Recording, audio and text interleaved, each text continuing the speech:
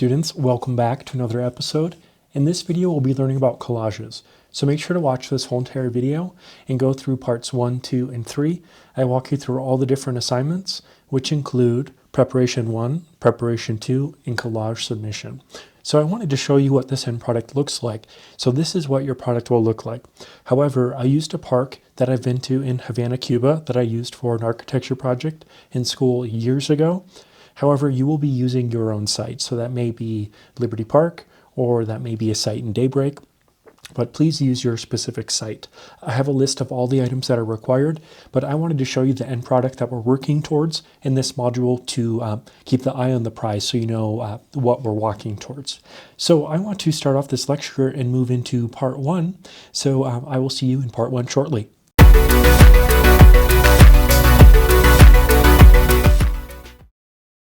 Hey everyone, welcome to part 1. There's a few things in here that I want to share. So we'll be working on masking. And masking is the art of simply hiding certain elements within a file. So this file right here I have uploaded for you. So I'd like you to open it right now and follow along with me. The first thing you can do here is just take a look and notice how this layer is called Mask This Person. If I were to double click on that, I could change the name. But it's good, you can leave it as Mask This Person. Then if you notice that this layer is selected, that means in blue that this layer is currently the one I have, okay? Have selected. And if I hit the eyeball, I can turn that layer on and off. And if you notice this checkered pattern here, this is your background in Photoshop. That really is just an endless abyss. It communicates that nothing is behind it in the background. So let's go ahead and turn our layer back on and let's learn a few things. So what I don't want you to do is I don't want you to click the eraser tool, okay, and start erasering. All right, and if you notice here, I can't do anything. This is a very common mistake. All right, it's not letting me do anything. That's because my layer isn't selected. So make sure to select that layer and ensure that it's highlighted in blue. And I can come down here, and if I wanted to, I could erase everything around this person. And I can even zoom in on my trackpad or mouse, and I could start to cut these items away. However, that is a huge no-no. If you do that, you will be sentenced to the timeout chair. If you haven't seen the timeout chair, it's in one of our classrooms in the department. It's an old, ugly leather chair. You'll have to go in the timeout chair. All right, so please make sure to mask and not erase. And you may be asking yourself, why are we even masking? What does that mean? Well, masking gets rid of the background and it preserves your pixels. So let me show you what I mean by preserving your pixels, also known as pixel preservation. If you notice here, I have a mask, and I'm actually going to click that and hit delete on my keyboard. Do you see here how that preserved everything in the background? You may be thinking, I won't need the background. Actually, you might. And the reason we want to do that is because if you are not happy with how it masked or the edges, you can go back and redo it. So this right here is called masking. This element right here, this is our little mask indicator. And if you see it in white, that means that that's the portion that is showing. And behind in black is the portion that we're hiding or masking. So the word masking is quite literal. We're masking the background. So keep that in mind as we move forward. I have uploaded this example for you to take a look at. Masking can be a tricky concept, so I want you to take your time on this video, rewind portions if needed, slow down, etc. So make sure to take advantage of this video media and rewind, replay as needed. So let's go ahead and let's mask this person. So Photoshop has changed immensely since I started teaching. It's wild. In the late 2010s, Photoshop was a different beast. We didn't have all of the wonderful AI plugins that we have now. And guess what? We're going to use them. It's not lazy, it's called efficiency. All right? And I want to show you just how to leverage those tools and how to go in and clean things up if they're not looking that nice. So the first thing I'd like you to do is go ahead and just click your image down here. And if you need to, you can hit spacebar on your keyboard and move around by clicking. I'm on a trackpad. That's my preference with Photoshop. So if you see me moving around like that, that is why. And I'm just zooming in and out with my trackpad. Okay? And if you are on a computer, on a PC, and you have a wired mouse with you, you can hit Alt on your computer and you can scroll in with the little wheel thing on your mouse. Okay, so let's get started. Let's figure out how to mask this person. So if you remember back to our Illustrator videos, we want to practice good etiquette in Photoshop. And the first thing we'll want to do is we want to go to Window, Workspace, and we want to reset the essentials, all right?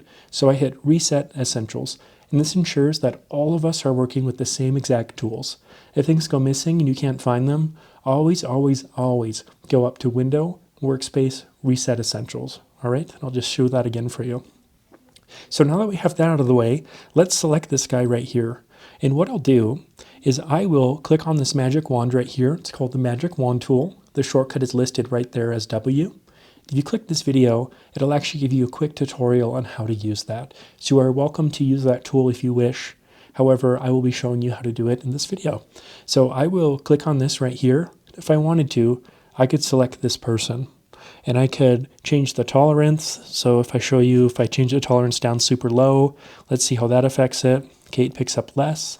If I go maybe all the way up to 99, it picks up even more.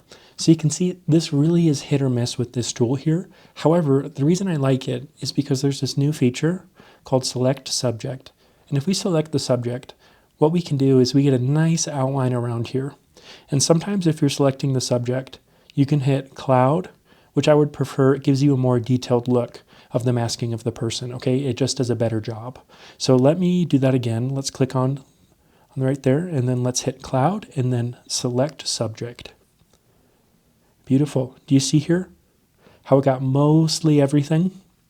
That looks pretty good. All right, so the way I'm going to show you to mask is very unique to how I teach students at Salt Lake Community College, and that is very intentional because the classes I teach are designed for visual learners, and I really like to use this method to teach masking. So if you have a background in masking, this will be new for you. I've discovered this by messing around with assignments over the past 5 years, and I found it to be very successful here at the community college. So I'll be showing you the Aaron method of masking. So do you see how I don't quite have those fingertips? That is totally okay. One thing I could do is I could hit Shift on my keyboard and click and get those little fingers. However, do you see how messy that was? So I will just Control Z or Command Z if you're on a Mac. So now that I have that selected, I have these little guys around the corner, and these are called marching ants. And yes, marching ants is the technical term for this. And if you look, you can see them little wiggling and marching around. So I have all of my marching ants around this person. And what I'll do next is I'll click on this little button down below. It's called Layer Masks, or as I like to call it, the masking button. So watch what happens here. Okay, completely wipes out the background. And I want to show you this again, all right? Up from the top, up from the beginning. So do you see how I had that selected? I deselected that by hitting Control D or Command D on my computer. So I'll click on my layer. I'll go up to the magic wand, click on that, and I'll hit this drop-down arrow and click Cloud, Detailed Results, and then I'll hit Select Subject. This doesn't always work, but this is a great starting point. So now that I have that selected, what I'll do next is I will hit that masking button here, and then what I'll do is I will double click on this mask right there. So I'm going to do that one more time as I double click on that mask right there. Keep in mind, you may have to go back and rewatch some portions or slow down as needed. So now that I'm here, I want to show you what I did is I went up to View and I put on Onion Skin. And that onion skin will allow me to see the background, and I can uncheck all of these items up here. And then I want to adjust my transparency to around, let's say, 50% looks good. I can clearly see which areas are showing and which areas are hidden. And what I want to do is I want to click on this button here called the Quick Selection tool and ensure I have plus. And then I can drag over the fingers. But what I want to show you here is this is a bug in the current 2026 version of Photoshop, or actually 2025 version, sorry. If I go over like this, it may crash my program. And it may not. So if that happens to you, I want you to exercise patience, and I'll show you a different option. So if that happens to you, you can use the hair or the Refine Edge brush tool here as well, and make sure it's on plus. And that is totally fine. You can come in here and then just clean things up. It may take a few tries. This tool isn't perfect, but it can work if you're in a pinch. Okay, it's not totally reliable, so I wouldn't recommend that. But other tools that we have too is you can use the brush tool and you can just simply draw over those fingers. Okay, so that is another option. And then here we have the object selection tool. I don't recommend using, but you would be able to just hover over something and it would select it. Not incredibly reliable. And then what else I'd like to show you here is this little lasso tool. So I can come in here and I can either click the lasso tool like this. Okay, you can see I'm adding portions because I'm clicking on the adding button up here. Okay, and this is the subtraction. But if I were to close that there, it would deselect it. So let me show you that one more time. But this time, if I right click, I'm going to hit polygonal lasso tool, and I'm going to subtract. This is the subtract button here, and come in and take care of that just like this. Okay, so my approach on masking here is starting with letting the machine and AI handle it for you, and then going in and simply refining. So I just want to quickly review all of this because it's super important that we have a solid understanding. Is the first thing that I like to do here is to let me delete that mask, is I will use the magic wand tool, and if yours is hidden, you can simply right click on any of these tools. It's this one in particular, and then you can hit the magic wand tool. Make sure that your cloud detailed results, select subject, default to cloud. Give that a moment to marinate. You can see here on this go, it actually selected everything pretty well. So I'm going to hit the mask button here. And then if I double click back into the mask button, a few things I can show you is that I can change the smoothness of that outline, which is super fun. So if you look here, it increased the crispness just a little bit of that outline, and I can also unsmooth that. So if you look here, it just smooths things out. Not required, but just a fun tool, and you can even feather things too. That's why I like this tool that much, is because it's better than traditional masking. And I will show you traditional masking in just a second, but we can even shift the edge as well. So if we want to bring that edge in a bit, we can, or bring it out. So that's totally up to you. And things might lag a little bit on your computer, so just keep that in mind. And then I can change the radius too. Okay, and it just brings things in and feathers it a bit. Okay, so that is using that this masking tool that's built in with its own user interface. And when you're done with that, you hit OK. And now I want to show you, if I were to delete this mask, how I could go about this using the traditional methods. The traditional method involves selecting everything by hand. So if I were to pick different, let's do the quick selection tool, for example, and I were to come in here and just start selecting everything, do you see here how annoying this is? I'm going through, grabbing everything, making sure it's selected. Okay, it's not perfect, but it's pretty close. Okay, I need my shoes here. Let me get that. All right. Okay, that's looking pretty good. All right, and then I need to clean up these areas using traditional masking. And it didn't pick up on everything. This background should be knocked out. So what I'm actually going to do here is I'm actually going to look through my tools and find the polygonal lasso tool, and I'm going to hit the subtract button. So this is our subtract button from selection. And I am going to just simply carve out the areas that I don't want. So this is really the traditional tried and true version of masking that really was taught for most of the 2010s and the beginning of the 2020s. And once Photoshop started making robust implications with AI, things started to change. So the ability to select subjects is relatively new. It's very helpful, and I always encourage my students to start there instead of traditional masking, because do you see how long and frustrating this process can be? So I need to remove all of this extra fluff. So let me show you as we move this forward. Okay, and I actually need to add right here. So I'm going to hit my add button right here. This one is our add button, and if you hover over it, it says add to selection. And I am just going to click and go through this. All right. And you can see here that this takes a lot of time, and you'll need to close that shape completely. So if you look here, hey, that looks pretty good. And over here, I'm going back to my subtract tool, and I'm going to just subtract some portions here around this person's sock. So give me a moment. I'm actually going to skip the little, looks like a little cord to like tighten the sweatpants or something. And I'm just going around those and up here.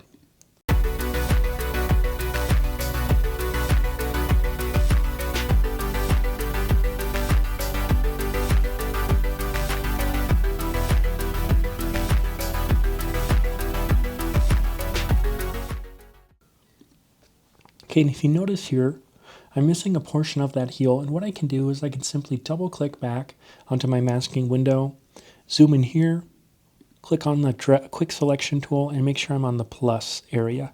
And I can just drag a little button over that, okay? And if that doesn't work, I can also use my brush, which is down there. I can just clean that up. All right, so that was mostly traditional masking and then cleaning it up at the end, but I highly encourage you to always start with select subject. Okay, and if you can look here, I bumped some settings so my edges shifted on the edge. So be careful, that does happen. I will just go back in and then redo that. So just zoom in, and you can use your little tool here to get that heel, and then click OK. Okay, that doesn't look bad. What I could do if I wanted, I could smooth out those edges a bit, and I can come in here and do smooth. Okay, I'll just clean things up a bit. And hey, that looks pretty good. Okay, so good luck with this one. Take your time, it can be tricky. Rewind as many times as needed, and I'll see you in the next.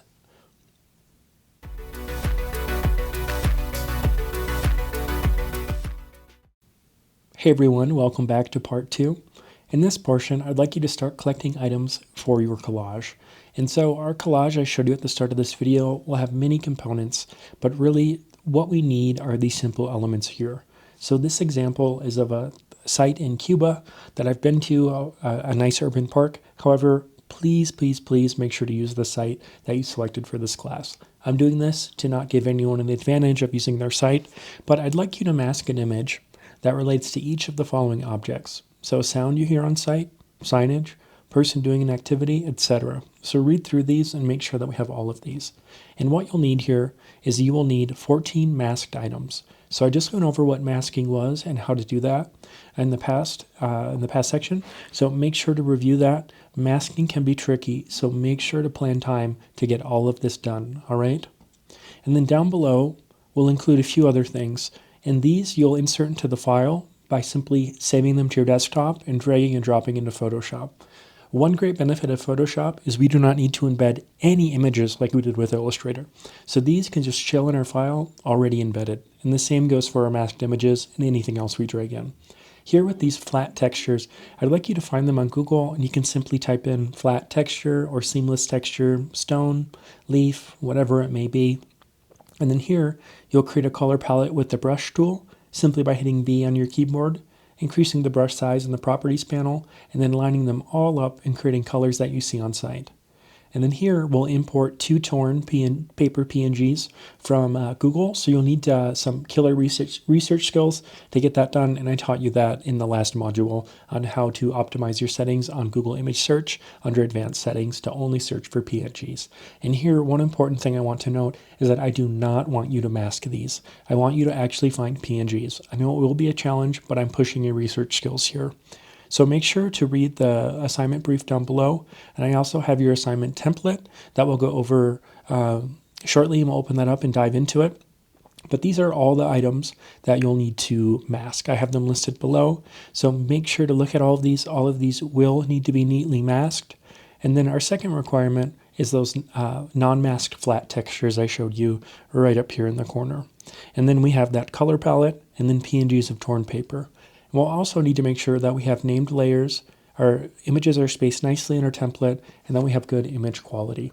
So let's go ahead and download this file, and I'll work along with you. Okay, so I need to find people having a picnic, and I want you to be strategic here and look at what images are available. So if you look here, I have tons of watermarks. I likely would want to avoid that. And I want to pick something that would be easy to mask, where I have all the people in one spot, okay? So this would be easy to mask. I could likely do that. My image quality, it isn't that big. You may want it to be maybe in the 600s by, 500. Just really depends on the quality you're looking for. So let's find a good photo, one that I could easily mask. You can see here that's cut off. That necessarily wouldn't be a good one. There's a lot of grass here that can make for really awkward masking. This one right here appears to be too small, and this one right here, you know what, I can make that work. So what I'll do is I'll simply drag and drop that to my desktop. Okay, so drop that on your desktop, and then go back into Photoshop right here. Okay, and then you can drag that in. Just give that a moment. Okay.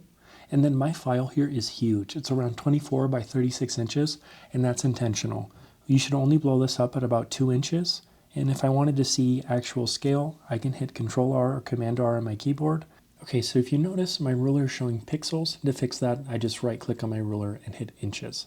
And my image should be around 2 inches, maybe at the smallest, but you can see here I have some room to fit it in my template at around, that looks like 4 inches. That is totally fine. And same principles as last time apply. So what I'll do is I will zoom in here, okay, on my image. And if you remember from the last section, I will hit the magic wand tool by right-clicking on that, magic wand tool. And I want to make sure I'm on cloud detailed results, and I'll hit select subject. Okay, and you know what? That is actually really close. And what I'll do is I'll go ahead and I will mask that, hitting the mask button, and then I'll double click into that mask over here. And what I'll do is I will start to clean up things if needed. You know what? That actually looks really good. Let me adjust my transparency so I can just see that a little better of what's not included. And you can see this person's foot. It's actually hidden behind the grass, so I can't get that foot back. But if you look here, that may be like a picture of juice or something. If I'll select, actually use my brush tool here, and I'll select the plus up here, and I'll go in and I'll simply just color that in, okay? And I think I can do that on the milk and bananas as well. Just a side note, I absolutely loathe bananas. I think they're absolutely disgusting. Okay, so now that I have that, you know what? I might want to smooth that out a bit. Hey, that looks good. I think that looks neat. And then I can hit OK. And there is my first mask. Beautiful. And you'll continue to do that process for all of these. This is going to take a considerable amount of time, so please set aside time to do this. And if needed, if you want to fill the space a little better, you can go ahead and enlarge those. That is totally fine. But make sure all of your images are spaced nicely. And so what I want to point out here is if I open this, I have all of my template text that I put in here that I do not want you to touch, okay? And I want to make sure my layers are labeled. So if I just click here, double click, and then I can write family having lunch. Or I wrote fun. You can see here, let's just give every layer a name. And so that's how I did it. On this section, you go through and do that. And with the flat textures here, you just simply drag and drop in those images. And same with the PNGs. And let me show you how I did those colors. For those colors, what I'd like you to do is grab a guideline like this. Make sure your ruler's on. And I just clicked and dragged. Okay. And I want to hit B for brush. And I want to create a new layer. I want to call that new layer colors. And on this layer, I will expand my brush. So I make sure I have my brush selected. And you know what? Let's see. 87 is about good. And if I hit caps on my keyboard, it'll turn the circle on and off. Okay? And I want that brush to be hard. I don't want any gradient on that. So if I hit caps lock, that'll turn that back on. What I'll do here is I can add colors that I see on site and really be strategic here and pick colors that go together. This isn't necessarily a color scheme for your future project, but it helps your product look a little better. And if you look, I'm aligning everything to that little guideline here. So continue to do that and get everything evenly spaced. I have the number of colors specified in the module. So go ahead and work on this. Reach out if you have any questions. Again, just a reminder, please do not be hard on yourself. This is a new skill and this is difficult. Do you see how many buttons I had to push? I am not looking for perfection here. I am looking for an attempt that has most of the background gone. If it's a little bumpy in spots, that's totally fine. But I want you to really be interested in the process and learn these different buttons and skills, and don't necessarily be focused on perfection. We have perfection set aside for later in this semester. We can come back and redo this as needed. We will have a resubmission. Here, we're shooting from the hip and we're doing our best. So please remember, just do your best. That's all you can do. If it's not perfect, totally fine. Just get it done and submit. Okay, I'll see you in the next part.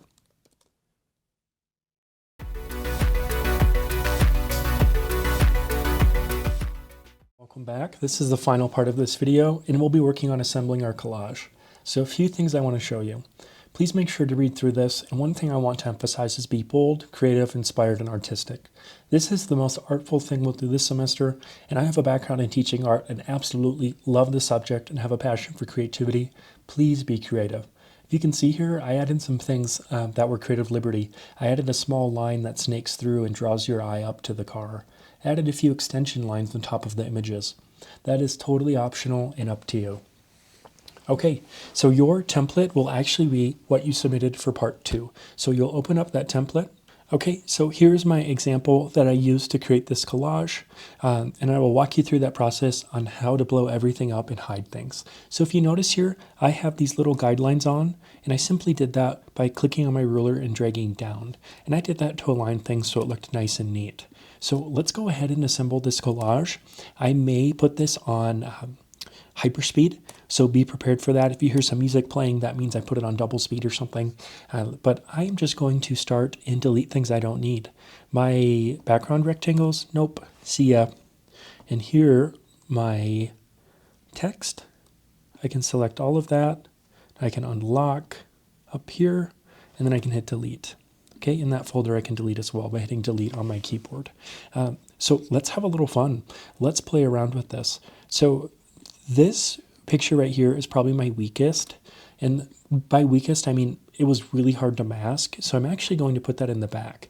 So if you see, if I click and drag down here, I can layer that down below. And I want some nice foreground elements, so always have a strong foreground element. I'm a huge believer in foreground elements in sketches, collages, renderings, and the reason we want that is because it does two things. One, it creates visual interest, and two, it creates more depth in your image and makes it feel more realistic. So I'm going to make this fern actually quite big in my collage. And you may think I'm a little crazy and this looks wild, but watch this magic start to take shape. So I am just clicking and dragging these items around and having some fun. And here, this item, the torn paper, I want to put that in the background, and I am just adding that as a nice touch. And I want to maintain a nice white border around here so it feels clean and elegant once I'm done. And then this strip of paper, why not increase that a little bit and put it right there? I think that feels pretty good. And this I could actually make a little bit bigger. And if you notice in this program, you don't need to hold down Shift to size things up. And if you do, look what happens. It stretches it out. Weird and trippy, I know. I'm not the one who invented Photoshop, so don't come for me on that one. But I want to artfully arrange this. So if I have things that are directionally, like this rooster, I always want it to point into the composition. So that is an old tried and true trick that architects use in their renderings. So I'm actually going to take this rooster and drag and drop and bring him all the way to the top. I believe roosters are men, I think. I don't know. Anyways, so I'm just going to start to create this composition. And I want these trees to be on top. And if you notice here, everything is neatly masked. All right, so you have to do that step before this. So let me do something like this. I might enlarge those trees. Hey, I like that. That feels really good. And the goal here with this collage is to layer items because that layering just increases the depth and makes it scream off the page. So if you look here, do you see how I have that on top of the tree and the tree on top of the building and the building on top of the paper? I've actually been to this building. It's in Havana downtown. It's an old church. And then these birds, I actually want to fly into the composition. Hey, I think that looks good. These little birdies here, let's go ahead and make them part of the foreground. That looks pretty good. And this right here is actually a street sign. They're called, I believe they're called mojones, which I believe translates to turd. I'm not the one who named these, but that is in Cuba. That's how they mark roads instead of using like a traditional sign. Okay, so I'm starting to like this, and then I need to make sure that I have a focal point. My focal point, I might actually want to make this car. And so I'm going to pull this car up a bit on top of those images so I get it on the right layer. Okay, hey, that looks good. I really like how that is just a little bit behind the tree. And you know what? Once I size that up, hey, that looks good. And I like how it's a little peeping behind the tree. And these birds would maybe scatter or something if that car was coming. Okay, and then let's add, so I have my little birdies flying in. Let's actually move them above the torn paper. And once I move them above the torn paper, do you see that? Wow, that depth. Okay, I have a bird in front of the paper. We want to stack things. And this little kitty taking a nap, I could probably just put him next to the mojon like this. Okay, I was very fortunate. I had the opportunity to study abroad in Cuba when it was legal. This was years ago. I majored in Spanish in college. My goal is to be a high school Spanish teacher. So I do have fluency in the language. I'm very grateful for that experience. And I got to study abroad here. I was supposed to go to Argentina, but ended up spending a term here because that program was canceled.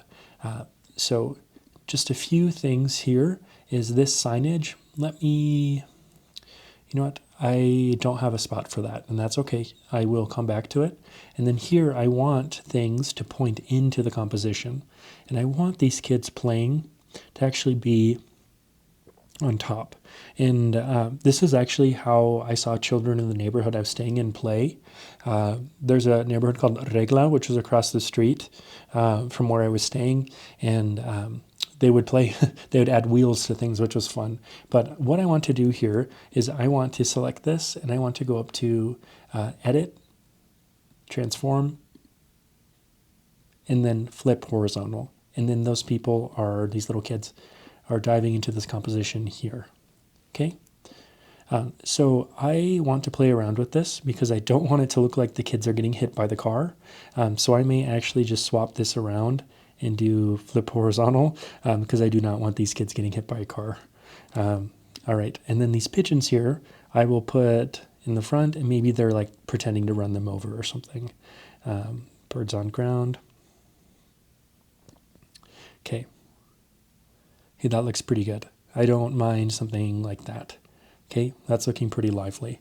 And then this woman is actually from my site. That's a real picture that I masked.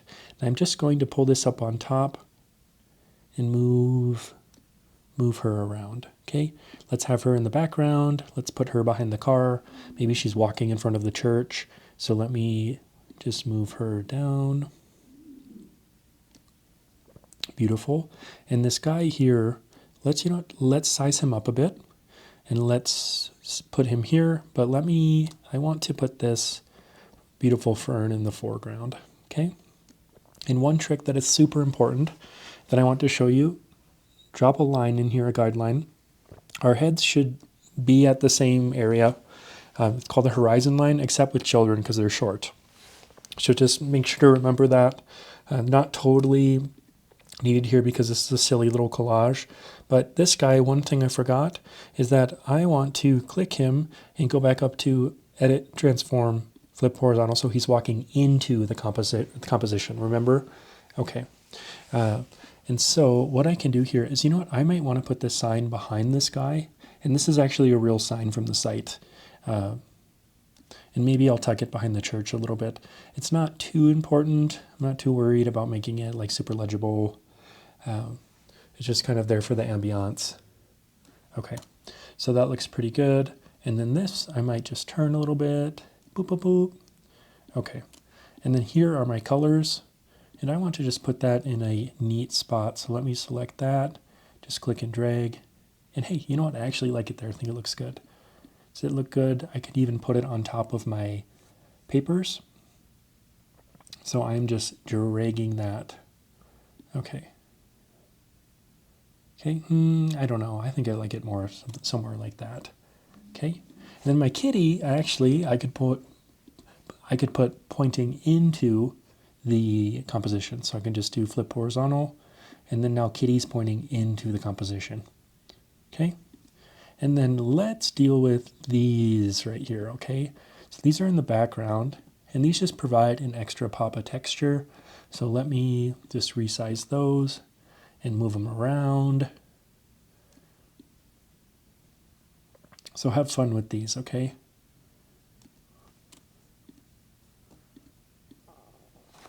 Okay. So that looks pretty good. And I might put that like halfway behind the church, kind of like that depth it's making. And then I may just shrink this down a bit. It is a little much for me. It's too much foreground. Okay, so I'm going to do this. And for me, I've always struggled with the really hard edges of like the texture swatches. So I'm going to show you a trick. Is create a new layer here, and then zoom in, and then hit B for brush. And then I'm going to change this to I don't know, maybe 8. Let's see how thick that is. That looks pretty good. And I'm going to change that to black. And what I'm doing here is I'm just holding Shift, click, drag, and I am outlining this with kind of an architectural style of a line. I think this just helps ground it a bit. It gives it location, and I can just draw as needed, okay? And then I might actually want to move my plant in front of this layer so it goes behind it, but I am just drawing this all in one layer for simplicity. Okay, so I'm drawing this, and I highly recommend doing this. You don't need to, but it just adds a nice element to your collage. Okay, and then if I missed that edge, I just Control Z, which is undo. I can continue to draw that. Okay, you know what? That looks pretty good. And what I'm going to do here is I'm just going to opacitize that a bit. Okay, and then I'm going to drag that down till it feels like it's on a good layer. I need it at least behind that fern. Okay, and then I'm actually going to go back and zoom in and erase this portion right here. I'm just holding Shift on my keyboard to keep a straight line. All right, that looks pretty good. And I just wanted to show you some extra tips. You do not need to do this. This is just up to you. But if I wanted to add a little line, you know, a little playful line to lead my eye into the composition, what I could do here is I could create a new layer down here, and let's just call this line. And then I'll hit B for brush, and I could just draw a line that loops you into the composition. But if you look here, this line feels a little sloppy. So what I could do here is I can go up to smoothing, change that, I don't know, 60, and look at how buttery this line is now. And it could be a bit buttery, more buttery, so let me, I don't know, 80, and let me just, and I am just looping you into that composition, okay? And it may take a few tries, and I'm just doing this with the trackpad on my keyboard, and then I'm going to opacitize that a bit. And that just serves as a nice way to invite you into the composition. And now that I have everything, what I'd like to do is Control A. That selects everything. So now that I have everything, I'm just going to draw a box and select everything, make sure it's unlocked. I'm going to shrink it down just a bit, and I want to center it here in this composition. And that looks beautiful. And then I can select this right here, my focal point, and I might want that to be a tish bigger. And with that focal point, what I might want to do, I'm going to show you a few things. You do not need to do this. This is just for fun. But on this car, I'm going to add a drop shadow. And I already have a drop shadow present, but how I did that is I went to FX, which stands for Effects, and I hit drop shadow. And with drop shadow, I can go here and I can just add one on this car. I can change the opacity and all of that, and the spread and the distance. Okay, so that is an introduction to my collage. I hope you enjoyed this. Good luck with yours. I hope you have a fun time. Be creative, be expressive, be bold. And if you have any questions, please go ahead and reach out. Thanks.